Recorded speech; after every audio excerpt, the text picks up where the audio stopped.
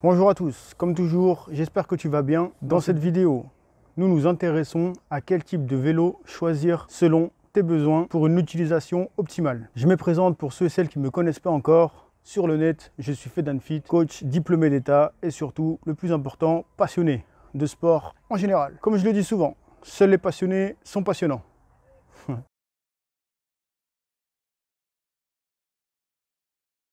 Je vous avoue, toute ma vie, comme la plupart des gens, j'ai fait du vélo, j'en ai eu plein et j'ai forgé mon expérience à travers plusieurs erreurs et plusieurs réussites avant d'être formé. Je vous raconte une grande expérience afin de tester notre endurance et nous faire une idée de notre niveau et de nos limites. Nous avons fait plusieurs road trips à vélo. Le premier test a été Paris-Le Mans en 4 jours. Nous avons fait 500 km et nous en avons tiré de nombreuses leçons. Comme par exemple, ne jamais rouler dans les chemins de terre avec un vélo de route. Leçon numéro 1. Jamais rouler sur une route non pavée. Gros. Ouais, bon, sinon tu crèves. Oh, enculé. Faire attention à l'état de la route, toujours avoir un kit de réparation, ne pas suivre le GPS vélo, mais le GPS scooter 50 cm3. Ça, c'est très important. Communiquer avec un langage gestuel adapté, le queuing des cyclistes, on le connaît tous. Et si vous ne le connaissez pas, je vous invite à aller voir sur internet. Commencer à monter le campement avant la tombée de la nuit. Et surtout, ne pas camper à côté d'un cimetière. Parce que le sommeil est très important. Et quand on dort à côté d'un cimetière, on ne dort pas très bien. Je vous le garantis. Grâce à cette expérience, nous avons pu éviter la fois d'après pas mal d'embûches. Mais l'apprentissage continue et chaque sortie est différente. Cette fois-ci, c'était pour un plus gros road trip, pour la deuxième fois. 1 sur 7 jours de 1000 km pile poil, Paris-Fréjus. Je vous mets 7 secondes d'anecdote en annexe à la fin. Sur ce, passons à ce pourquoi nous sommes là. Dans cette vidéo, je vais simplement te donner quelques conseils pour choisir le vélo le plus adapté à tes besoins, pour éviter les bêtises et se retrouver avec un vélo qui crève sans arrêt, un vélo qui demande trop d'énergie pour une vitesse limitée et qui fait mal aux genoux et aux fesses, etc. Je vais simplement répondre à un constat fulgurant. Dites-moi si je me trompe. Je vois souvent des gens avec des vélos non adaptés à l'usage. Par exemple, des VTT tout suspendus sur route. Les amortisseurs absorbent l'énergie délivrée par les pédales et au bout d'un moment, à la longue, ça devient très dur pour les jambes. J'ai vu aussi des vélos de course sur des chemins de terre. D'après mon expérience de la première anecdote, crevaison garantie et randonnée pédestre pour finir. Sûr et certain. Carrément, des fat bikes sur route, aucun intérêt. Ils sont conçus pour rouler dans la neige, dans le sable, voire même dans la boue. J'en passe et des meilleurs. Pour t'orienter vers un choix judicieux et pertinent, dans un premier temps, je vais te présenter les VTT les plus communs et je retranscris dans la description les sous-catégories en détail. Le vélo tout-terrain. Le VTT est idéal pour découvrir les bienfaits du sport de plein air. Par exemple, en forêt, si tu souhaites commencer ou reprendre le sport, se balader dans la nature, il y a de grandes chances que les premières sorties soient très difficiles. Mais ne t'inquiète pas, selon ta régularité, plus tu en feras, plus ça sera simple. Le VTT est très accessible, la progression est très rapide. Si vous recherchez un vélo pour une pratique régulière ou occasionnelle sur des chemins escarpés, très vallonnés, sur des sentiers, sur des cingles, entre les cailloux, dans les descentes, etc., en toute sécurité, le VTT est un choix très judicieux et très pertinent. Le VTT, même de loisir, possède quelques spécificités que je vais vous énoncer tout de suite. Une fourche avec un débattement d'au moins 80 mm qui permet d'absorber toutes les aspérités du terrain. De plus, elle apporte la stabilité et l'adhérence nécessaires à la pratique du VTT, notamment lors des descentes. Des pignons plus grands et des plateaux plus petits pour vous permettre de grimper les montées les plus hard, les plus raides. Donc, pas adapté à ceux qui recherchent de la vitesse sur une route plate. Troisième point, un cintre droit et une potence courte, inférieure à 90 mm généralement, pour garder un vélo maniable qui pourra affronter les difficultés des forêts, par exemple. Quatrième point, de larges pneus avec une pression assez faible, 2 à 3 bars. Quand je dis larges pneus, c'est toujours dans les VTT classiques, pas dans les fat bikes. On en parlera tout à l'heure. Très important, Tu le sais, il existe une multitude de vélos différents, notamment pour les gens en dilemme entre les deux, qui souhaitent simplement aller au travail en vélo avec une priorité, le confort et la sécurité. Dans ce cas, les vélos tout chemin VTC sera la catégorie la plus appropriée. Il est important de choisir selon ses capacités. Par exemple, un homme ou une femme débutant ou débutante souhaitant se rendre sur son lieu d'exercice de ses fonctions à 17 km aller et 17 km retour, je vous conseille fortement d'adopter un vélo VTC, donc tout chemin, électrique. Car si le fossé entre votre niveau et votre besoin est trop grand, malgré la marge de progression, vous risquez de vous blesser ou carrément de laisser votre vélo à l'abandon dans la cave ou le revendre, etc. Donc ça ne serait pas un choix judicieux. Ce serait une perte de temps, une perte d'argent. Vaut mieux investir une fois dans une bonne affaire que plusieurs fois dans des petites bêtises. Un petit mot sur les prix. Parlons peu, parlons bien. Pour une utilisation quotidienne, peu importe la catégorie du vélo, en dessous de 300 € à éviter. Pour une utilisation ponctuelle, c'est très convenable. Pour une utilisation quotidienne, j'ai réussi à plier un cadre sur un VTT tout suspendu à 470 € en roulant sur du plat et faire toutes les bêtises que je vous ai dit de ne pas faire. D'ailleurs, c'est le dernier VTT que j'ai eu. Après, je suis tout de suite passé à l'entrée de gamme pour les vélos de route. J'ai gardé ce vélo de route, du coup ce premier vélo de route que j'ai acheté 650 € pendant 3 ans. J'ai fait plus de 3000 km, puis je l'ai revendu à 250 € en parfait état. Je suis ensuite passé à la catégorie d'au-dessus avec un cyclocross à 1000 € que j'ai maintenant depuis 2 ans, avec presque 1500 km déjà effectués. Bon, sachant qu'il y a eu le confinement, le corona, nanana. Voilà, c'est juste pour vous donner une petite idée. Pour ta gouverne, je ne suis pas riche, j'investis en fonction de mes besoins pour pas avoir de mauvaises surprises. Pour des vélos au meilleur rapport qualité-prix, la fourchette se situe donc pour une utilisation quotidienne entre 500 et 1000 €. Pour les versions électriques, on peut facilement doubler les prix. Comme tu le sais, la sécurité avant tout. Pense à toujours être protégé. Dans la description de la vidéo, je retranscris le matériel indispensable que je vais mentionner dans un instant. Tous mes liens sont des liens Amazon. À chaque sortie, son lot de surprises. Il faut toujours être paré à chaque éventualité. Il est important de s'assurer d'être bien équipé et d'avoir le matériel nécessaire. Pour ceci, 4 mots à ne pas oublier. Protection, hydratation, nutrition et réparation. Protection. Un casque. Il est important de se protéger avec des vêtements résistants. Un shirt, des gants, des lunettes. Pour les parcours les plus engagés, vous pouvez même utiliser des genouillères légères. Prévoir une trousse de secours. En cas de mauvais temps, un coupe-vent est toujours idéal. Il faut juste y penser. Pour l'hydratation, il est important de s'hydrater régulièrement et en petite quantité pour éviter tout risque de déshydratation. Crampes, maux de tête, fatigue, etc., etc. Avec de l'eau ou une boisson énergisante ou antioxydante. Nourriture. À partir de 2 heures d'effort, il est indispensable d'avoir de quoi faire le plein de nutriments pour reprendre de l'énergie et apporter aux muscles ce dont ils ont besoin. Un ravitaillement régulier et de qualité est très important pour vos performances sportives et votre récupération. Ainsi, la nutrition contribuera à éviter les blessures dues au surentraînement, au malaise, etc., etc. Et pour finir, le kit de réparation. Que la distance soit courte, longue, les imprévus sont imprévus. La casse mécanique ou la crevaison est très commune. Et être préparé vous fera gagner du temps, croyez-moi. Il est donc important d'avoir de quoi réparer multi-outils, chambre à air, dérive-chaîne, rustine, etc., etc. Mais aussi de quoi bricoler, riselin, attache rapide. Si la réparation est impossible au moment T, ainsi avec un peu de chance, tu pourras rentrer dans des conditions correctes et pas en randonnée pédestre.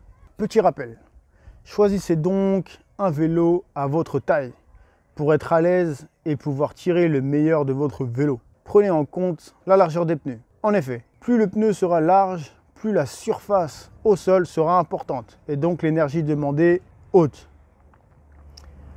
Quel type de trajet vas-tu effectuer? Forêt, sable, neige, boue, chemin de terre, piste cyclable, route, votre condition physique, très important aussi. Premier vélo le plus classique. Pour qui acheter un VTT All Mountain? Un All Mountain te permettra d'enchaîner les dénivelés tels qu'ils soient, positifs ou négatifs. Aujourd'hui considéré comme la principale catégorie de vélo, un All Mountain est polyvalent, fiable et confortable. Cette pratique convient en altitude ou sur des randonnées moins vallonnées. Le All Mountain répond aux valeurs de plaisir, de partage et de nature.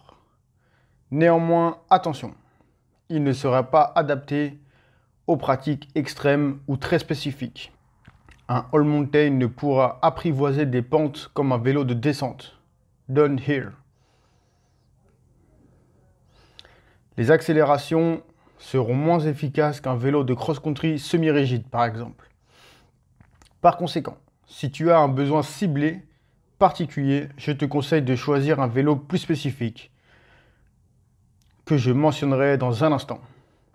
Si tu habites dans une région peu vallonnée et que tu t'entraînes pour des compétitions sur circuit, un cross-country sera plus efficace et performant.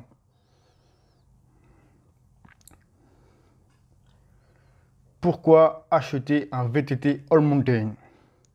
Un All Mountain possède généralement une suspension arrière pour des débattements compris entre 120 et 150 mm. Le confort est son atout. La suspension permet d'affronter des parcours très exigeants. Ces vélos sont parfaits pour des randonnées plus courtes et au dénivelé plus faible. La plupart des All Mountain adoptent une technologie avancée et est très légère, malgré leur système de suspension. Un All Mountain au petit débattement, entre 120 et 130 mm, sont même de véritables avions de chasse sur les cingles avec un poids d'environ 11 kg. Ils seront idéaux pour les cyclistes habitant dans des régions faiblement vallonnées. Un VTT All Mountain est donc, pour résumer, un vélo qui fera l'équilibre entre sa capacité à monter et sa capacité à descendre. Retrouvez le lien de la version électrique dans la description.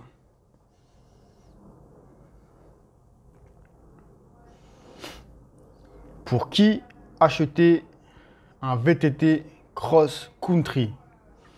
Il convient parfaitement au loisir ou à la compétition. Utilisé sur des circuits qui enchaînent montée et descente, il demande de bonne qualité technique, de pilotage et de grande qualité physique. Il faut s'attendre à un effort intensif dont le rythme change continuellement. Il faut de l'endurance et de la vitesse.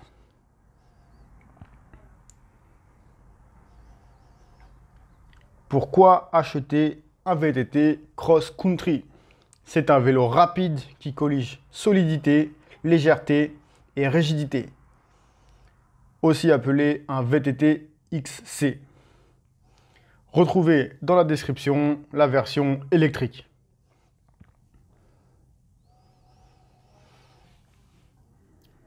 Pour qui acheter un fat bike? De plus en plus, on peut en apercevoir des vélos avec des pneus énormes sur les randonnées. Ils sont appelés les fat bikes. Ces vélos ne se destinent pas uniquement aux randonnées hivernales dans la neige et peuvent être utilisés dans toutes les conditions spécifiques. En effet, la géométrie des fat bikes te permettra une meilleure stabilité et une accroche en toutes circonstances.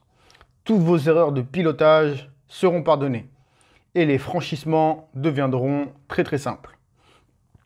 Le pilote se doit d'avoir une certaine condition physique pour résister à la résistance des grosses roues du fat bike. Le vélo est simple à piloter et très confortable. S'il s'agit de votre premier vélo, je vous conseille de vous orienter vers les vélos loisirs qui seront plus accessibles et polyvalents.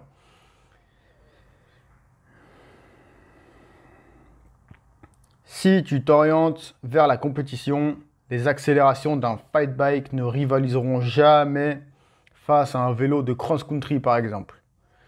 Si malgré tout, tu habites dans une région qui voit toutes sortes de conditions climatiques, par exemple des trajets qui sont à la fois sur la chaussée, sur la neige en hiver et à la plage en été, je te conseille fortement d'opter pour la version électrique qui comblera l'immense quantité d'énergie que demande le fat bike. Retrouvez dans la description la version électrique.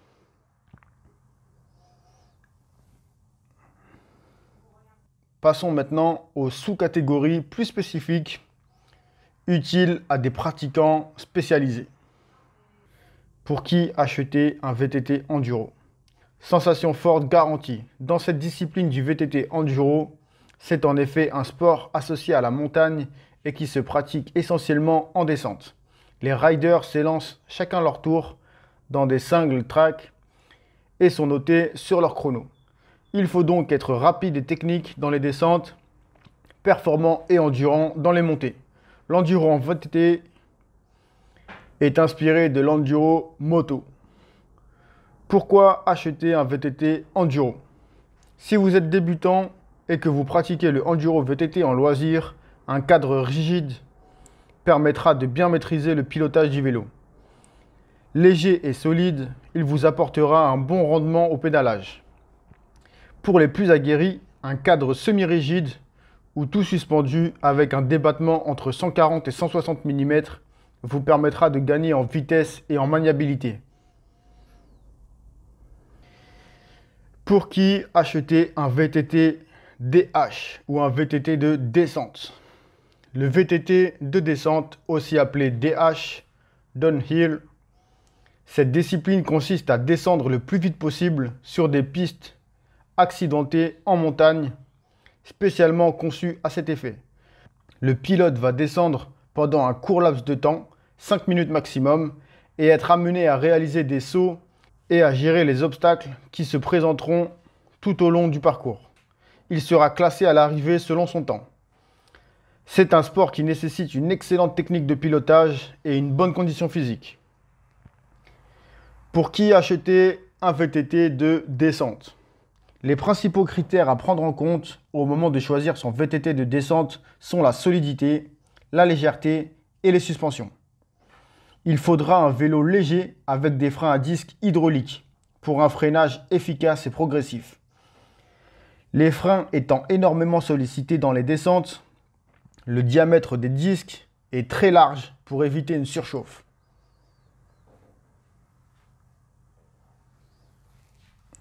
Pour finir, le plus impressionnant selon moi, le dirt. Pour qui acheter un dirt jumping? Il vient de l'anglais, le dirt jumping. Dirt qui signifie terre, la surface sur laquelle se déroule ce sport. Est une discipline spectaculaire qui vient du BMX. Il s'agit d'effectuer des figures dans les airs, chacune ayant un nom. Par exemple, Superman 360, le backflip, etc., etc. Un champ de boss en terre créé de toutes pièces avec des rampes et des modules. Se pratique partout sur des structures artificielles telles que les skateparks par exemple. Du coup, petit retour sur expérience. Encore une petite anecdote. Sur mes trajets, j'apercevais souvent des VTT se donnant au max du max pour faire un sprint incroyable. Sur route, même sur chemin. Et moi, tranquille, je passe à côté d'eux à 30 km/h, sans les mains, en buvant mon café. Et je dis, mais qu'est-ce qu'ils font?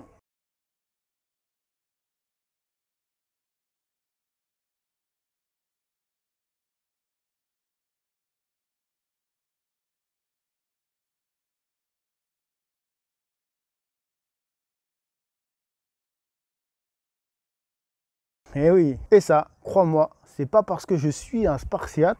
Si tu prends une Ferrari et tu la mets dans une course de rallye, crois-moi, tu vas pas aller très loin. Malgré que la Ferrari soit une très bonne voiture. On est d'accord. Donc, si tu t'es pas reconnu dans mes indications, les VTT ne sont pas pour toi. Mais rassure-toi, ils ne sont pas pour moi non plus. Si comme moi, tu roules que sur route et que tu cherches un rapport vitesse-énergie optimal, tu devrais t'orienter vers les vélos de route, les vélos de course. Attention, uniquement pour les routes. Sinon, un type gravel cyclocross comme le mien sera parfait, crois-moi. Moi, personnellement, à l'époque, je travaillais dans une base de loisirs, donc je devais emprunter des chemins de gravier, des chemins de terre, des chemins dans la forêt. J'ai opté pour le cyclocross. Je vous parle des vélos de route dans une prochaine vidéo. J'espère avoir répondu à vos questionnements. Afin de choisir votre catégorie de vélo, pensez à liker cette vidéo et surtout, n'oubliez pas de vous abonner. Merci d'avoir visionné ma vidéo. Comme promis, pour finir, voici l'annexe annoncée au début. Voyage de 10 jours, dont 7 de trajet. Aller seulement. Et 1000 km pile poil sur le compteur. 9 h du mat. Ça va bientôt partir. Il fait 1 tonne le vélo. 1 tonne.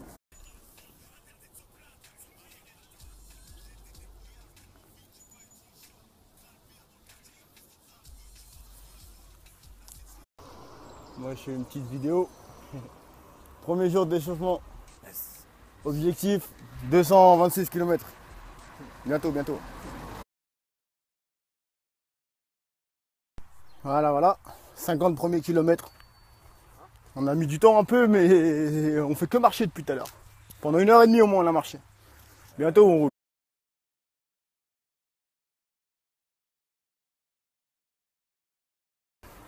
Ah, 60 km de Paname.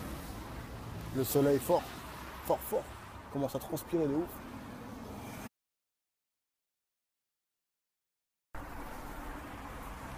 La pluie.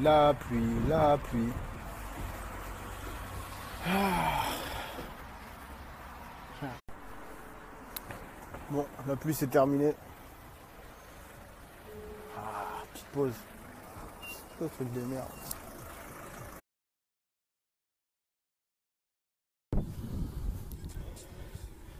Ça roule encore dans les champs.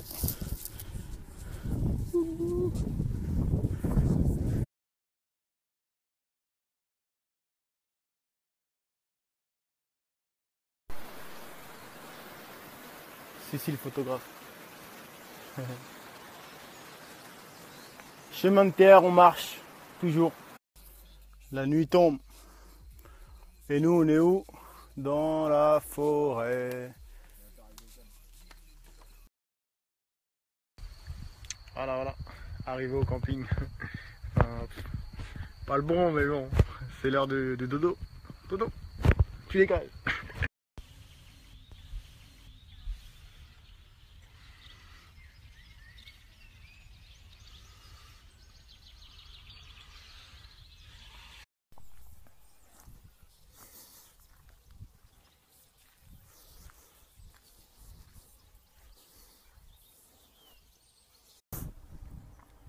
Ouloulou.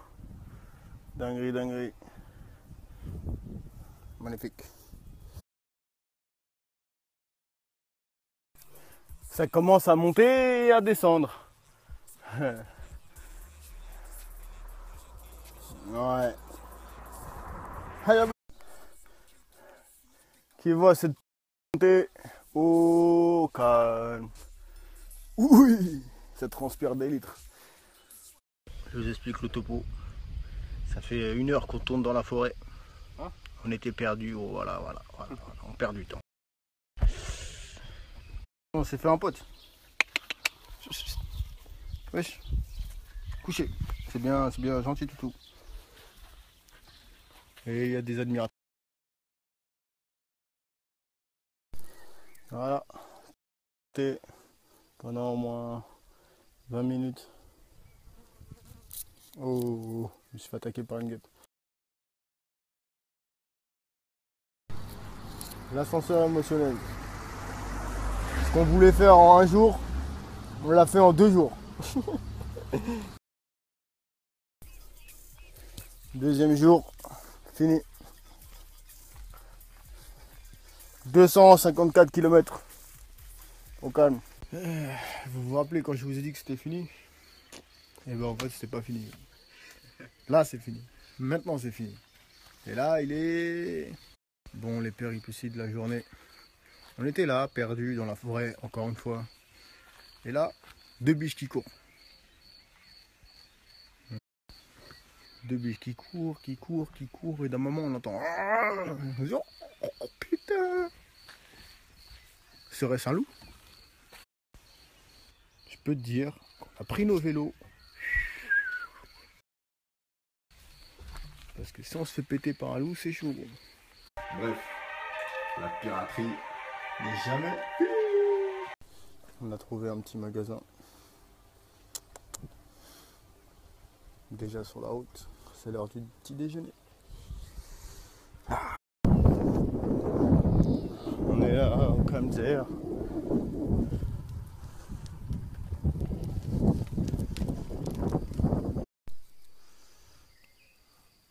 Petite pause syndicale. Pour voler nos lives toujours.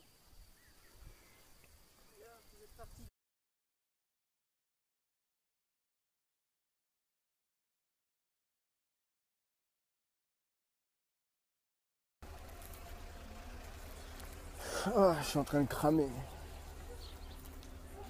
Trop de soleil.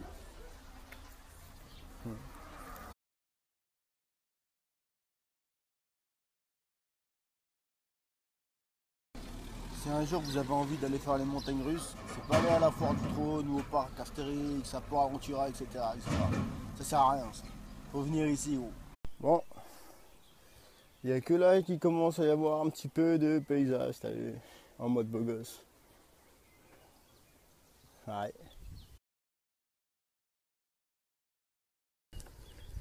Petite piste cyclable pour finir en douceur. Près du lac. Petit soleil.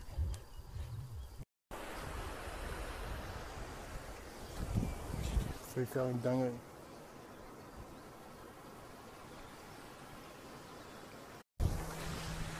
Ah non, elle doit être en bas.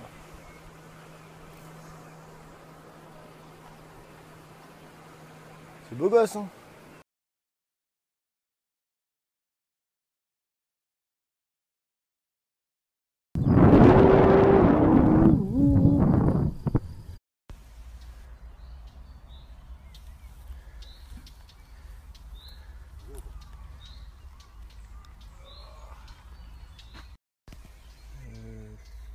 Comme on va s'ennuyer, on va aller faire un petit tour en vélo, on dirait bien.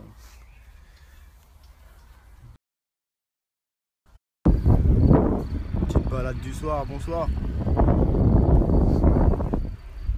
Si on est là vite, il y a air derrière.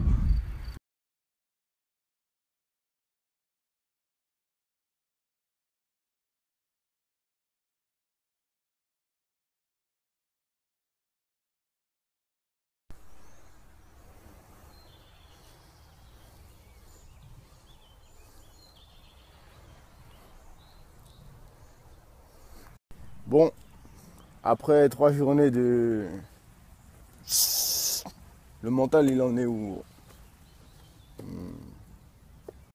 Comment ça se passe pour toi, gros? Moi, je suis malade, ma race. Et on va aller jusqu'à Fréjus. Ouloulou.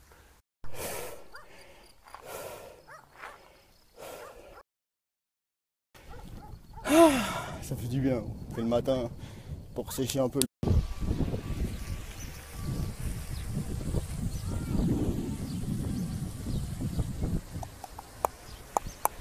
On est arrivé.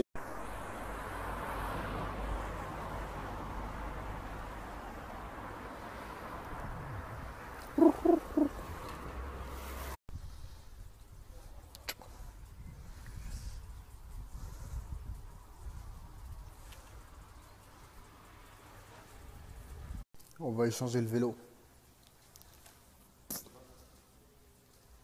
Au calme, celui-là il est au calme. On va arriver dans 3 ans. On a fait une montée, mon gars. Oh là là là là. Ah ouais. Ouh, la plus longue montée de ma vie, je crois. 3 km. Mais il y en aura d'autres.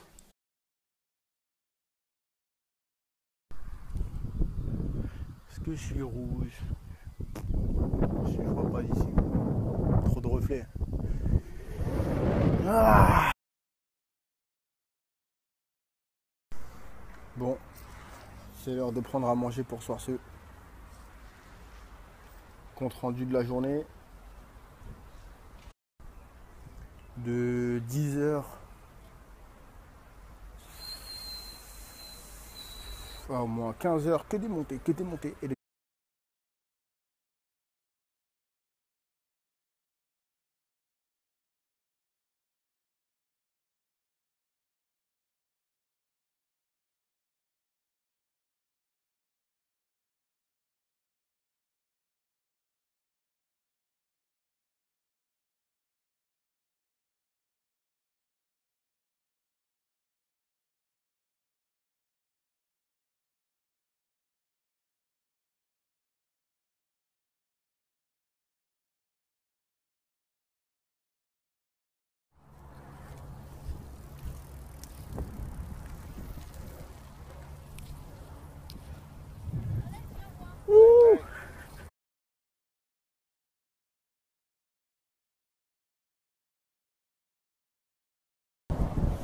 Regardez-moi ça, elle crève les deux roues en même temps. Voilà.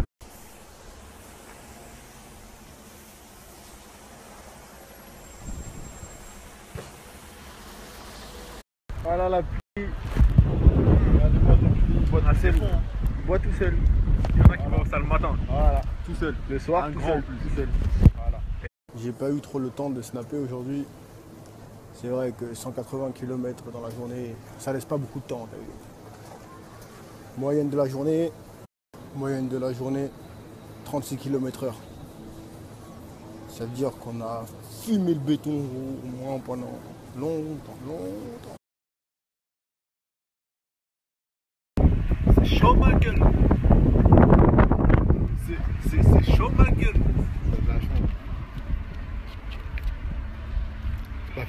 Ouais, petite info standard. On a trouvé la solution pour arrêter de marcher. On fait le plan nous-mêmes maintenant. Nous-mêmes. La nuit tombe. Recalé du camping. Calme. C'était un délire à la chétane de toute façon.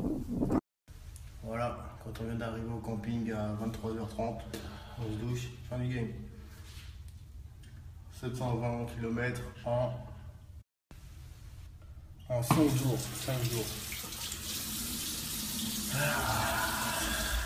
Demain ça va piquer.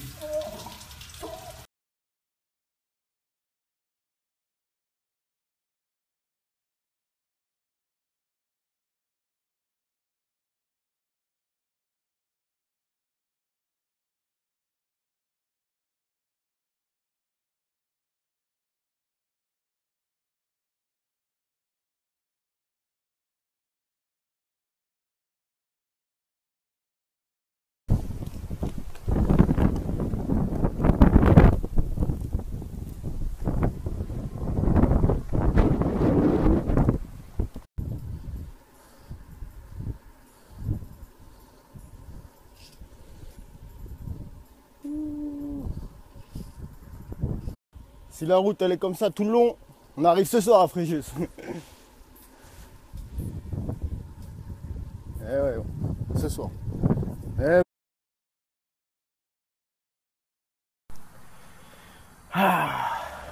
Quand tu es à 170 km de Fréjus, ça avance, ça avance. 800 km de Paris. Le soleil est fulgurant. Et en plus, on a le vent contre nous. Elle est maudite la journée.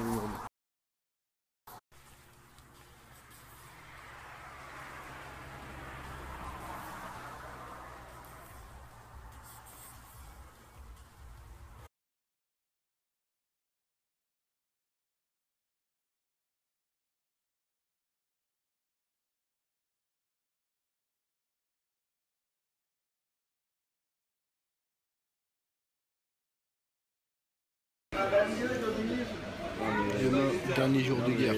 Occasion genre. Demain, no life.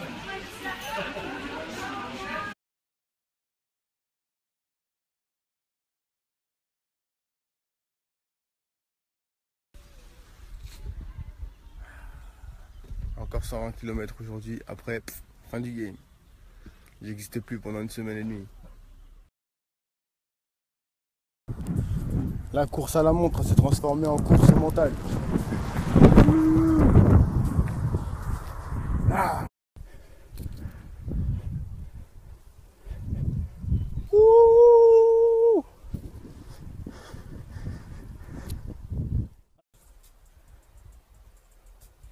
Yatta.